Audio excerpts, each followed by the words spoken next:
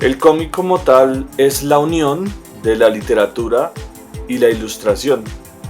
Desde mi punto de vista, digamos que es como una lectura interactiva donde el autor nos presenta su historia mediante este concepto de mezclar la escritura y el dibujo. En mi experiencia pues como ilustrador y creador de Desventuras del Universo, del libro de Targo Barta, uno que otro one shot y pues proyectos así de cómic que he hecho con anterioridad, puedo definir la creación de cómic como un proceso arduo pero muy gratificante.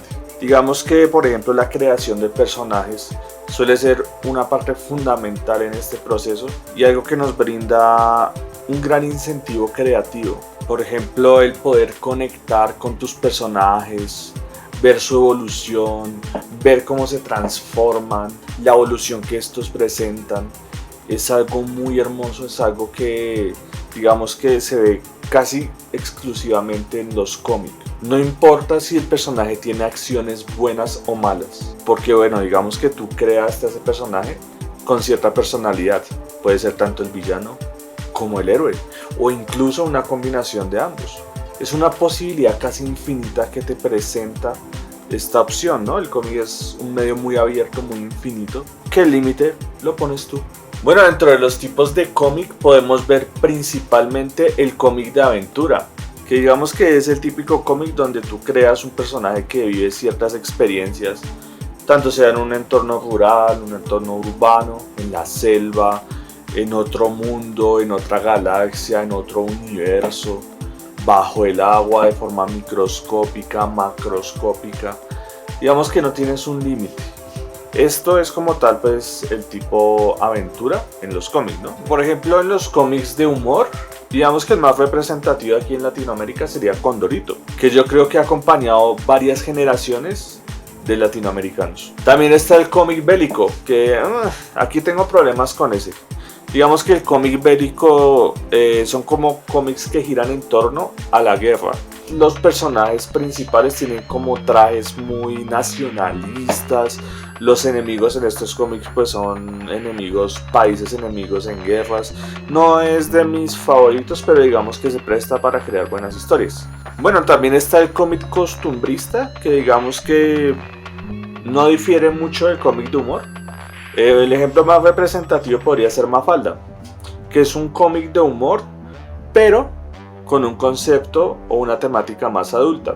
Bueno, y dentro de pues toda esta gama de tipos de cómic tenemos los cómics de romance, tenemos los cómics de mechas o robots, como quieran llamarlo, tenemos los mangas, tenemos los manhwas, el manga es el japonés, el manhwa es el coreano, y una gran variedad, ¿no? Pero digamos que pues estos son conceptos muy básicos que tú buscando en internet o segundos los consigues. Hablemos un poco más de lo que ha significado internet para el cómic. ¿Qué ha hecho con el cómic? ¿En qué ha revolucionado el cómic? ¿Cierto? Es lo que tú debes estar preguntando ahorita. ¿Cómo fue la transformación? Porque hace 15 años tú leías un cómic y te veían como un bicho raro, como un nerd, como alguien socialmente inadaptado, por así decirlo, ¿no? Digamos que la cultura geek siempre ha sido muy criticada socialmente. Con la llegada de internet esto se ha vuelto tan popular y tan común que en 2022 tú vas con una camiseta de una serie y es algo completamente normal. Si hacías esto hace 15 años seguramente hubieras sufrido de bullying, te hubieran llamado friki, nerd, etc. El internet ha revolucionado esto y ha presentado una nueva forma de poder disfrutar el arte, poder disfrutar los cómics, series, videojuegos de una forma más tranquila y que no tengas que estarte preocupando por ser aceptado socialmente. Y ha presentado esta revolución que ha traído miles, si no millones de artistas que pueden presentar sus obras sin miedo a ser juzgados. Es algo increíble, o sea, la revolución digital nos ha puesto en mira a muchos artistas y nos ha ayudado a que nuestras carreras despeguen. Digamos que el auge comenzó en 2010 con los webcómics. Digamos que en el 2010 fue como el cómic se fue haciendo como más popular, más aceptado, ¿no? Y bueno, el webcómic trajo como tal la popularización de los artistas desconocidos. De ahí nacieron obras como pueden ser El Invencible, The Invincible, One Punch Man, ya en el entorno japonés, e incluso cómics de Marvel o DC, que ya son más populares.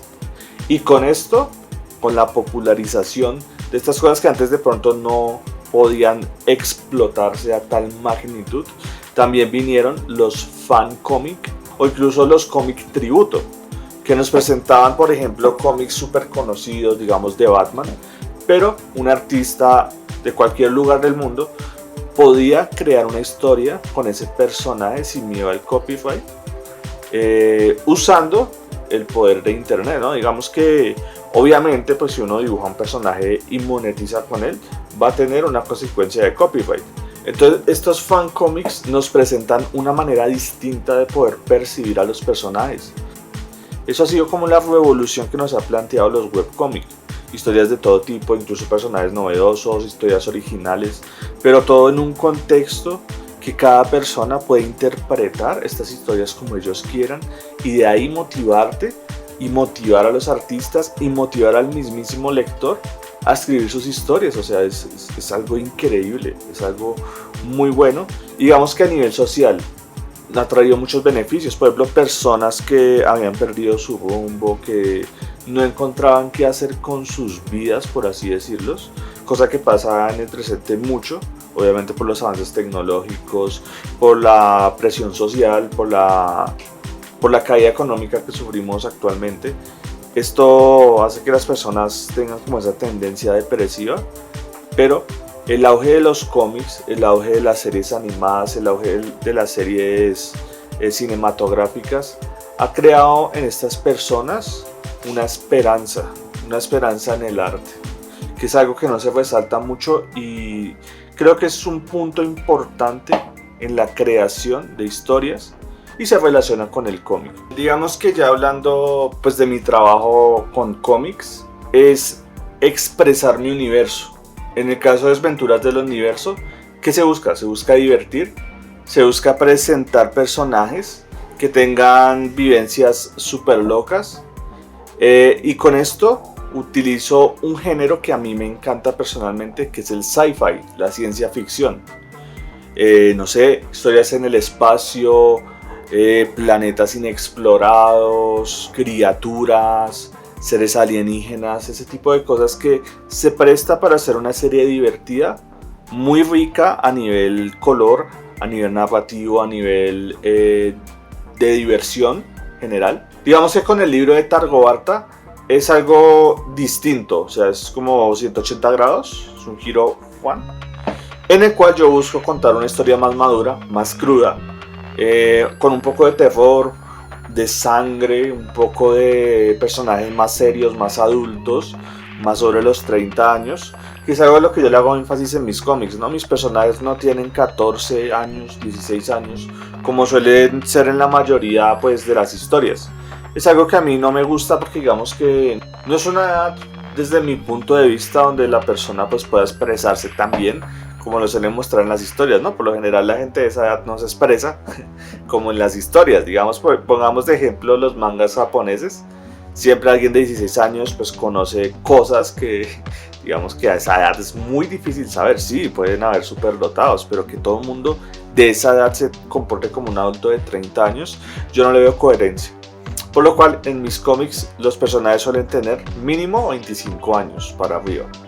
¿Por qué? Porque esto les da una coherencia intelectual a los personajes. Otra cosa que digamos yo recomiendo como creador de cómic es cuando tú crees un personaje, ejemplo, tu personaje usa un gorro, tu personaje tiene cierta actitud, cierta postura, cierto comportamiento, cierta mirada. Entonces, ¿tú qué tienes que hacer? Ponerte en los zapatos del personaje. Te pones tu gorro, te vistes como tu personaje, imitas el rostro de tu personaje y su postura. ¿Esto para qué te ayuda? Para que tu personaje no se sienta artificial. Tu personaje se vuelve real en ti, y esto ayuda a que su personalidad dentro de la historia, sus expresiones y todo lo que conlleva crear un universo entero se haga presente en tu vida, en tu realidad, y cuando el lector lea y vea va a poder interpretar y sentir lo que siente tu personaje dentro de la historia. Esto es súper importante. El producto final, déjaselo a otros oficios, déjaselo, no sé, a un arquitecto. En el cómic, tú disfruta el camino, disfruta ver cómo esos personajes que tú creaste evolucionan y se transforman. Disfruta los escenarios que estás creando, disfruta todas esas tramas, todo ese drama, todo ese humor que estás generando y que sabes que la gente va a gozar tanto. Eso es el cómic no es el final, no es el producto final que quieres entregar, que quieres imprimir, que quieres publicar, no. Eso lo va a disfrutar el lector en cualquier momento. Tú, como autor, tienes que disfrutar ese camino, esa creación y todo el proceso de aprendizaje, todo el proceso de esfuerzo, de ensayo y error, toda esa creatividad desbordante que está en tu cabeza en los años que está en proceso, ¿no? Ese es el detalle máximo, mi amigo. Disfrútalo y recuerda, nunca dejes de crear cómics.